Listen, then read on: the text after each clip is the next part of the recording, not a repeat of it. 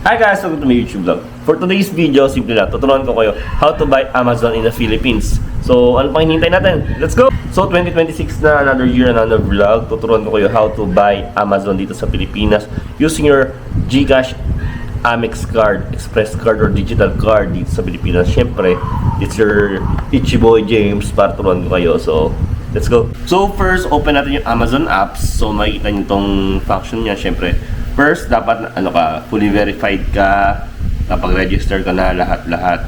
Tapos ilagay mo na yung address mo sa Pilipinas. Mahanap mo naman yan dyan sa may taas.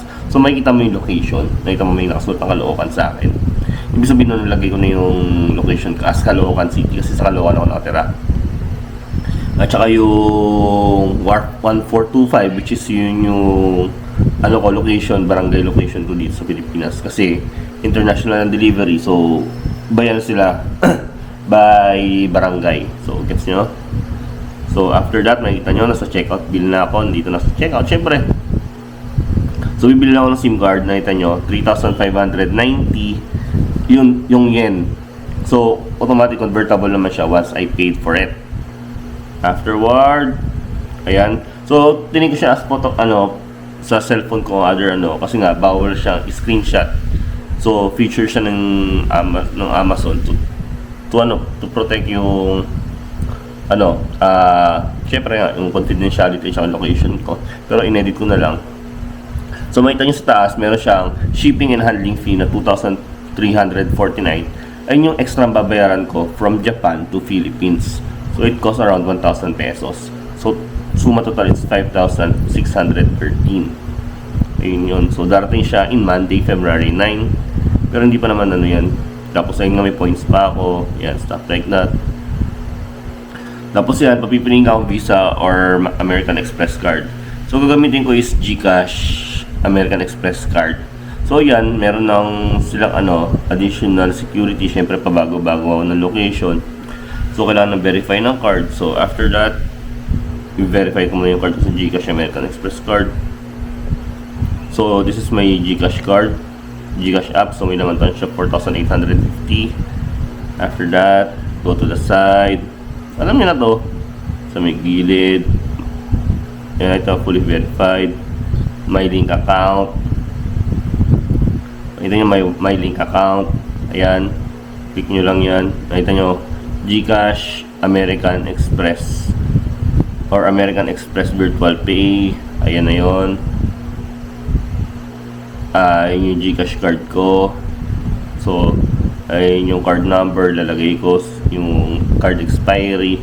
Siyempre, yung yung security code.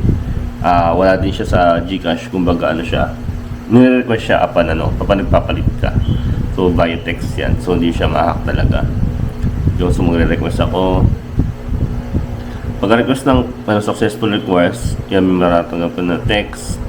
Once you receive the text, i-input mo lang siya sa doon sa security. So, medyo mahaba yan. So, copy-paste mo na lang yan. And then, once you do that, ayun na tayo sa proceed to checkout. Proceed to checkout. Pinutin mo na. Yan, nag-bayad na ako. Then, before pa lang proceed to checkout, pakita sa itong location ko. Ayan, Caloocan talaga. Ayun, na pa pwede kong pakita na tiga Caloocan talaga ako at Philippines ko siya papadala. Once that, ayan, proceed to checkout. Ulit ko po ulit. Proceed to checkout. Ayan na, nabili ko na siya. So, I'll receive a text message. Unang message ko is yung nagbayad ako ng 4 pesos.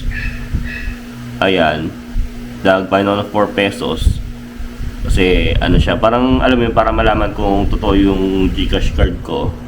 Tapos noon, ibabayad ko yung express checkout ko. Ayun. Malalaman mo doon. So, auto-deduct na siya. So, the equivalent of 5,000 yen is 2,678 pesos. So, yung conversion niya. May auto-convert naman siya, kaya okay lang.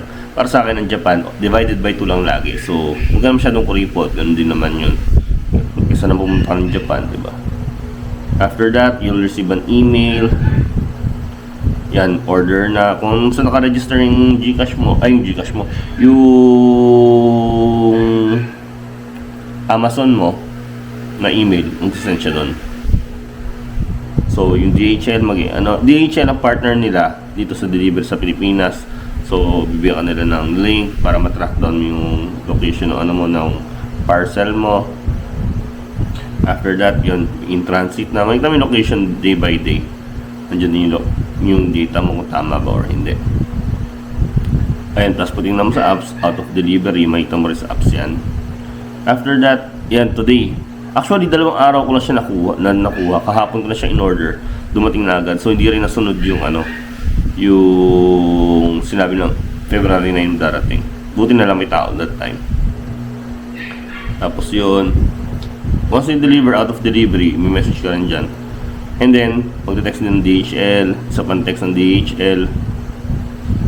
Tapos ang deliver na today, you have delivered today yung product. So, makita mo siya sa apps mo. So, pakita ko na sa inyo yung product na pag-deliveran ko. Talagang POV, unboxing. So, ito siya. Kuberan ko na yung pangalan. So, ayun na talaga siya. Diba? Ang galing! So, nagbayad ako ng extra 2,000 yen para nasa box na walang laman. Sabi nga sa akin nung ano, ang gaan daw. Ayun o, walang laman. Ito lang. SIM card. Unlimited. Gagamitin ko sa Nag-Japan ulit ako eh. Gusto ko paglapag ko. SIM card na ako. And then, voice voucher. Kung paano ko siya binili.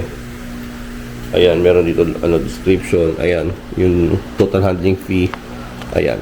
So, siya, transparent siya sa gastusin. Yan. Yun lang. Simple and very informative vlog. Kung di mo alam yung paano yung sa payment sa GCash, ilalagay mo lang information mo sa payment. Doon, mag-auto-deduct na yun. Sa other vlog ko naman yun. So, yun lang. If you do like this kind of video, nakatulong to, please do like and subscribe my YouTube channel. Maraming salamat. Peace out.